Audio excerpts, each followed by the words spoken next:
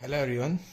जैसा कि हम अब रेशियो प्रोपोर्शन ख़त्म कर चुके हैं तो हम अपने नेक्स्ट टॉपिक की ओर बढ़ते हैं जिसका नाम है परसेंटेजेस। अगर आपको रेशियो और प्रोपोर्शन अच्छे समझ आ गया तो समझो आप 90% परसेंटेज को समझ चुके हो। बिकॉज परसेंटेज क्या होता है? परसेंटेज ऐसा फ्रैक्शन होता है जिसका डिनोमिनेटर 100 होता है।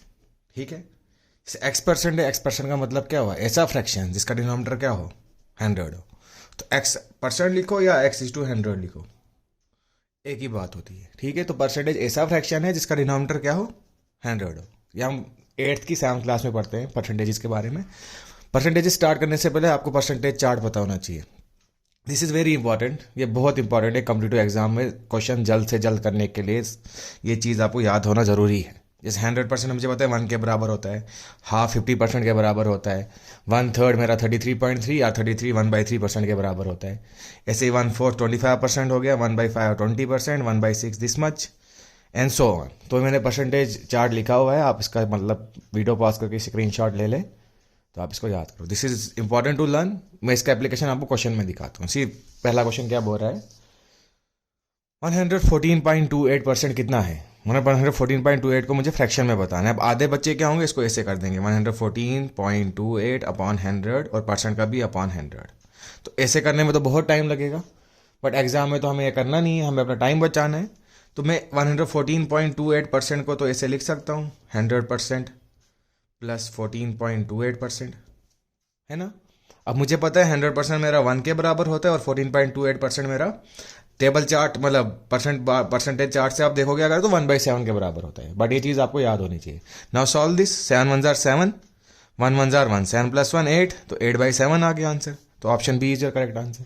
सी ऐसे का आपका 30 सेकंड के अंदर अंदर क्वेश्चन हो रहा है। अगर आप ऐसे मतलब ट्रेडिशनल वे से करते हैं तो बहुत टाइम लगता है कैलकुलेशन में। 114.28 को मैं 100% प्लस 14.28% में कन्वर्ट कर दिया। अब 100% 1 के बराबर होता है और 14.28 1/7 के बराबर होता है। दोनों का एडिशन करके क्या आ गया मेरा? 8/7। तो लेट्स नेक्स्ट क्वेश्चन देखते हैं। 222.22%। अब 222.22 को मैं 200 प्लस 11.11 प्लस 11.11 लिख सकता हूँ, है ना। मतलब परसेंट में, सॉरी, ये सारे परसेंटेज हैं। अब मुझे जब 100% 1 के बराबर है तो 200% 2 के बराबर हो गया। और 11.11 परसेंटेज चार्ट से आप 11.11 की वैल्यू अगर देखोगे वो 1/9 के बराबर होती है।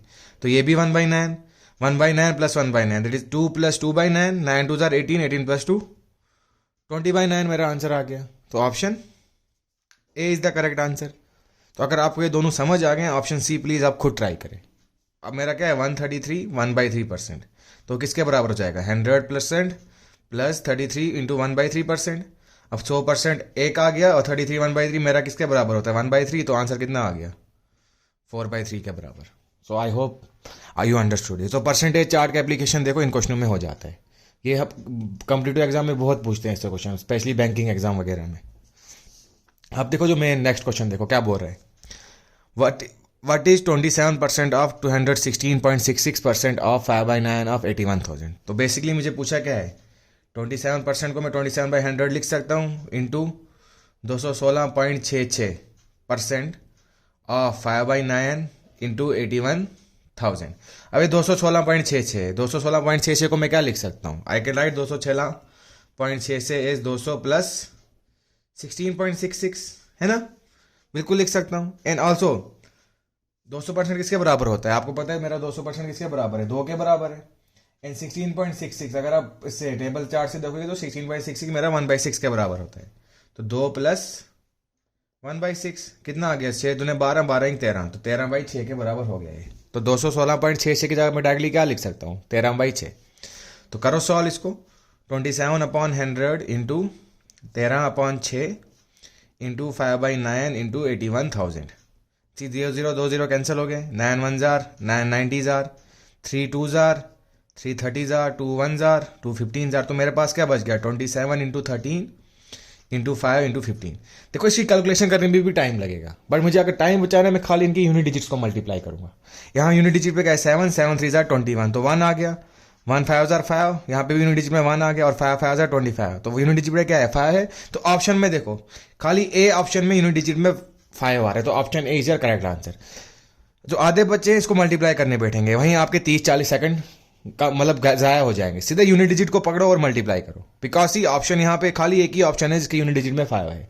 तो खाली यूनिट डिजिट को जब मैं मल्टीप्लाई करता हूँ तो मेरा ए ऑप्शन मैच कर जाता है।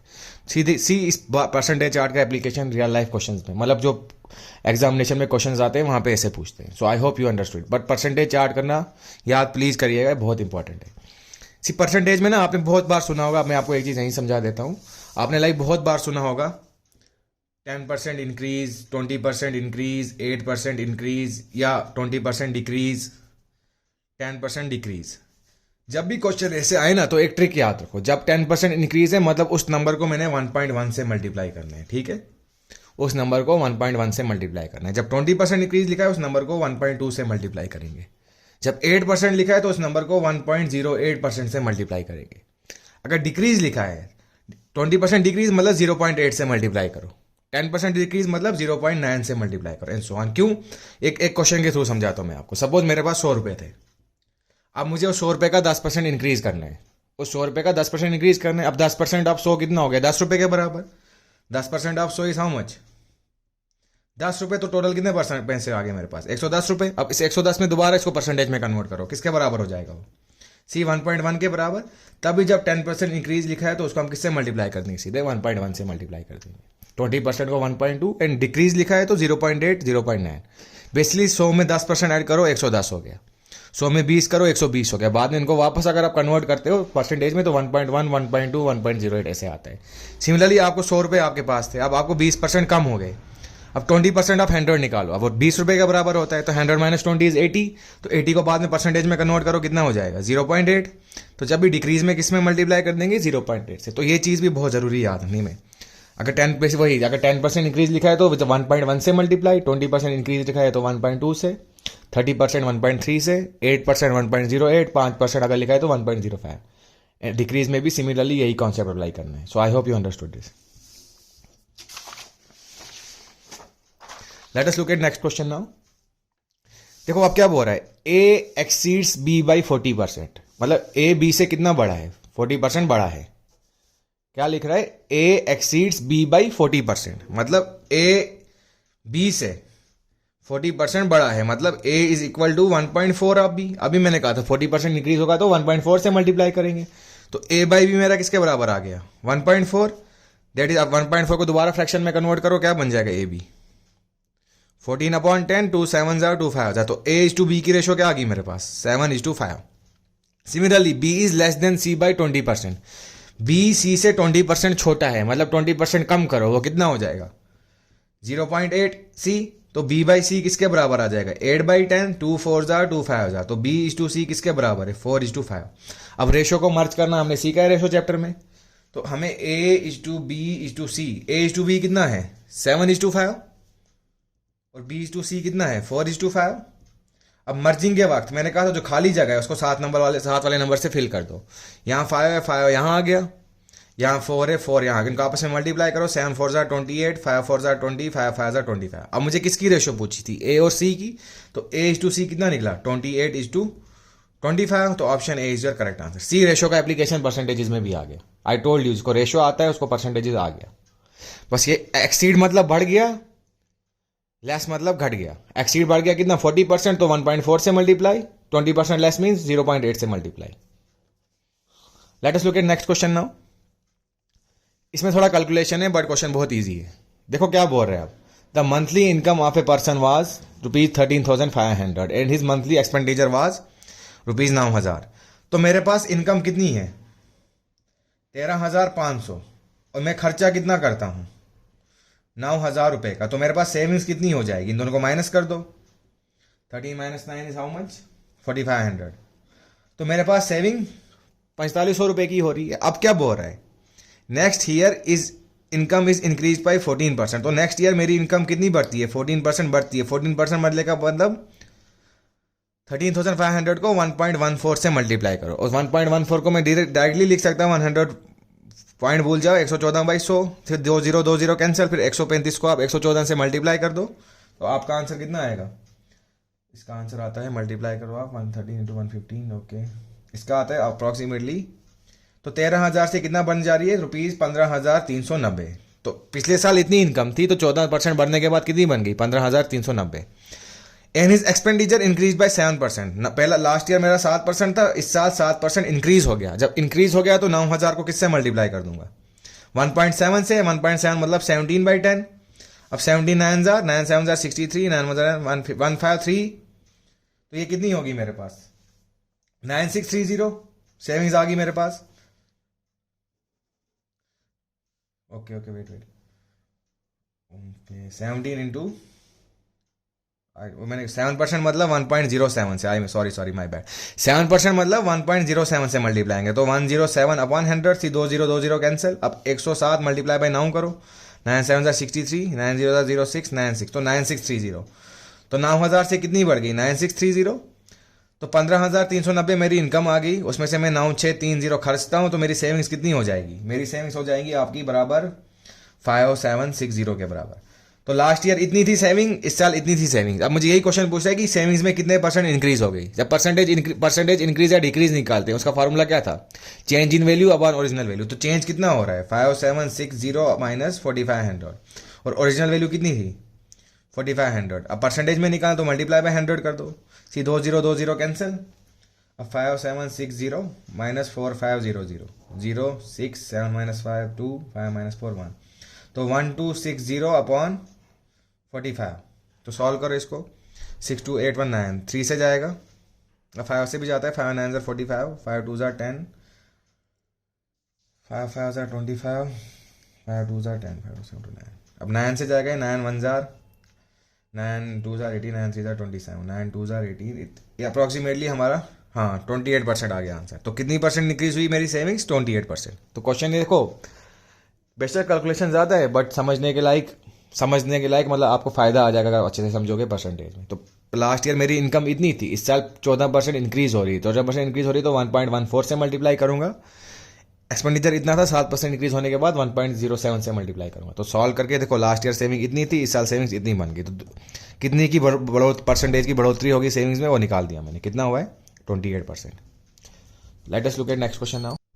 देखो नेक्स्ट क्वेश्चन देखते हैं। बोलता है 10% given that 10% of A's income is 15% of B's income is equal to 20% of C income. मतलब 10% of A is equal to 15% of B is equal to 20% of C. C percent तो cancel हो गया, और हमने रेशो में भी ऐसा question किया है, तो इसको हम इसको के बराबर मानते थे। तो मतलब ए किसके बराबर निकलेगा? 1/10। बी किसके बराबर? 1/15। सी किसके बराबर? 1/20। क्यों? क्योंकि देखो 10% ऑफ ए मतलब 10 इंटू ए किसके बराबर है? के बराबर। ए कितना आ गया? k/10। चलिए बी कितना आएगा? k/15। सी कितना आएगा? k/20। के कैंसिल हो जाएगा तो 1 बच जाता है। अब नेक्स्ट स्टेप क्या था? इन तीनों का हम एलसीएम लेते थे। 20 15 और 10 का एलसीएम कितना आ जाएगा? 60। तो 60 से मल्टीप्लाई करो, 10 के छत 15 4 और 23 था, तो रेशो कितनी आ गई? 6 4 3। सो 6:4:3। अब बोल रहा है if sum of their income was 31,200 then find B's income. मतलब रेशो का सम करो, 6 4 10। 13 किसको कॉरस्पॉन्ड कर रहा है? 31,200 को, तो 1 किसको करेगा? 31,200 इंटू 13 अपॉन 13। मुझे किसकी इनकम निकालनी है? बी की रेशो क्या है? 4, तो मल्टीप्लाई बाय 4 कर दो। तो सॉल्व करने पे इसका आता है आपको आंसर 9600। तो इसका आंसर आ गया ₹9600। तो option C is your correct answer. ऐसा क्वेश्चन हमने रेशो में भी किया है। सी जिसको रेशो में पहले से ही बोला, इसको रेशो आ गया, उसको परसेंटेज आ गई। Now let us look at next question now. क्या बोल रहा है? In an examination it is required to get 296 of the total marks aggregate to pass. मतलब आप एग्जाम दे रहे हो, आपको पास मार्क्स कितने चाहिए? 296 मार्क्स लाओगे तो तभी पास हो जाओगे। Student gets 259 marks and declared failed. तो 296 आपको मार्क्स लाने थे, आप पास हो जाते, बट आपने कितने लाए? 259। इन दोनों को माइनस करो, कितना आ जाएगा? 16 6 10 7 और 8 - 5 3। तो 37 मार्क्स से आप फेल हो गए। जब 37 मार्क्स से आप फेल हो गए, देखो क्वेश्चन क्या बोल रहे हैं आप? The difference of marks obtain by the student in that required to pass is 5%। मतलब इन दोनों का डिफरेंस कितना दिया है? 5% दिया है। वही marks obtain bye students in required, इतने मार्क्स आपको पास होने को चाहिए थे, बट आपने इतने पाए, तो दोनों का डिफरेंस कितना है? 37। और परसेंटेज में भी कितना है? 5% के बराबर है। इसका मतलब क्या है? जो 5% है वो 37 के बराबर है। इस लाइन का यही मतलब है, difference of marks obtain bye students. मतलब और रिक्वायर्ड टू पास इज, पास होने के मार्क्स और स्टूडेंट्स के मार्क्स के बीच का डिफरेंस कितना दिया है? 5% दिया है। मतलब ये मैंने ऑलरेडी निकाला। 5% किसके बराबर आ गया? 37 के बराबर। तो 1% किसके बराबर आ जाएगा 37/5। मुझे पूछता है what are the maximum aggregate marks, मतलब टोटल मार्क्स निकालने हैं। इन टोटल हमेशा 100% होता है, तो 100% कैसे निकल जाएगा 37/5 इंटू 100, 5 1 जार 5 20 जार, तो 37 इंटू 2 कर दो, 7 2 जार 14, तो 74, तो 740। तो टोटल मार्क्स कितने लाने थे आपने 740 लाने थे। वही था 296 मार्क्स आपको पास होने के लिए चाहिए थे, बट आपने 259 लाए, तो आप कितने मार्क्स से फेल हो गए 37 मार्क्स से फेल हो गए। वही 37 मार्क्स इसके बराबर दिया है 5% के बराबर, तो यूनिटरी मेथड से हमने सॉल्व करके कितना ला लिया 740। 100 marks is our total marks 100%, तो 740 हमारा आंसर आ गया। So I hope you understood it. Let us look at next question now. बोराइव 30% of A is added to 40% of B, the answer is 80% of B. मतलब 30% of A is added to 40% of B, मुझे क्या मिल रहा है 80% of B. इसको further solve करो, 40% यहां चला जाएगा माइनस हो जाएगा, तो 30% ऑफ ए किसके बराबर निकल गया 80 minus 40, 40% of B. Percent percent cancel हो गया, मतलब 30 इंटू ए किसके बराबर है 40 इंटू बी, तो ए बाई बी किसके बराबर आ गया 40/30, मतलब 4/3। क्वेश्चन में क्या पूछा है what percent of A is B, मतलब ए के कंपेरिजन से बी कितना है, ए के कंपैरिजन से बी कितना है, मतलब बी बाई ए निकालना है, जिसके साथ कंपेयर करते हैं हम हमेशा उसको डिनोमिनेटर में रखते हैं। यही पूछा है what percent of A is B, A के कंपैरिजन में बी कितना है, तो निकालो। जब ए बाई बी 4/3 है तो बी बाई ए कितना होगा 4/3, और परसेंट में निकालना तो multiply by, sorry B by A कितना होगा 3/4, मैंने उल्टा लिख दिया 3/4 मल्टीप्लाई बाई 100, परसेंट में निकालना तो 100% से मल्टीप्लाई करेंगे। 4 1 जार 4 25 जार 25 3 जार 75%, तो 75% मेरा आंसर आ गया। तो अक्सर बच्चे इस लाइन को पढ़ने में कंफ्यूज हो जाते हैं। पूछा है what percent of A is B, मतलब ए के कंपैरिजन में बी कितना है। अब जिससे कंपेयर करते हैं हमेशा डिनोमिनेटर में रखते हैं, तो ए को हम ए से कंपेयर कर रहे हैं, डिनोमिनेटर में आ गया। ऑलरेडी ए बाई बी 4/3 के बराबर था, तो बी बाई कितना आ जाएगा 3/4, और परसेंट में निकाल तो मल्टीप्लाई बाई 100% से कर दिया, आंसर कितना आ गया मेरे पास 75%। So I hope you understood it. आज के लिए लास्ट क्वेश्चन देखते हैं, अगला क्वेश्चन हम नेक्स्ट पार्ट में जरूर करेंगे। ये क्वेश्चन आपने बहुत बार देखा होगा जब आप कॉलेज में पढ़ते होगे, वहाँ पे जब प्लेसमेंट के एग्जाम होते थे, और पूछता भी रहता है। क्वेश्चन को सॉल्व करने की एक ही ट्रिक है, हमेशा इन क्वेश्चनों में एक ट्रिक अप्लाई करो। मैं बताता हूँ आपको। क्वेश्चन पढ़ो पहले। बोलता है the government reduce the price of sugar by 10%। Government ने शुगर की कीमत को कितने परसेंट डिक्रीज किया 10% डिक्रीज कर दिया। By this a consumer can buy 6.2 kg more sugar. जब 10% डिक्रीज कर दिया तो जो कंज्यूमर है वो 6.2 kg ज्यादा शुगर खरीद सकता है। कितने रुपए के लिए 137 रुपए का। तो ठीक है, जब 10% शुगर की प्राइस डिक्रीज हो गई तो मैंने 6.2 kg शुगर और ज्यादा खरीदा। कितने रुपए का 837 रुपीज का। बोलता है रिड्यूस प्राइस पर kg ऑफ शुगर इज, तो शुगर की कितनी प्राइस कम हो गई वो बताओ। ठीक है, सी ऑप्शन इसको सॉल्व करने का। कितने परसेंट डिक्रीज हो गया है मेरे पास 10% डिक्रीज हुआ है।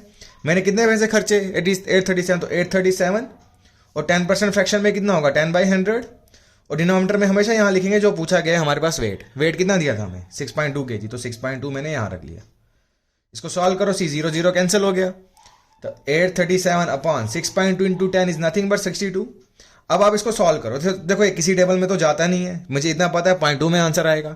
तो जब 0.2 में आंसर आएगा ऑप्शन डी और ऑप्शन बी तो ऑलरेडी कैंसिल हो गया है ना। अगर मैं आपसे 62 का टेबल पढ़ता हूं, अगर आप 62 इंटू 12 करो और 62 इंटू 13 करो, आप जब 62 इंटू 12 और 62 इंटू 13 करोगे, तो आप जब 62 इंटू 12 करोगे अप्रॉक्सीमेटली 744 आता है, और जब 62 इंटू 13 करोगे अप्रॉक्सीमेटली 806 आता है।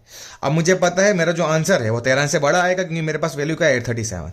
तो 837 13 से बड़ा आएगा, तो मेरे पास एक ही ऑप्शन दिया, option C is your correct answer. तो कितना प्राइस रिड्यूस प्राइस हो गया शुगर का ₹13.5%। तो ट्रिक इसमें यही याद रखनी है हमेशा, पहले 833 रुपये मैंने खर्च किए, उस पर कितना मतलब तक डिक्रीज हुआ 10% डिक्रीज हुआ, तो 10/100 लिख दिया फ्रैक्शन में, और कितना kg खरीद रहा हूँ 6.2।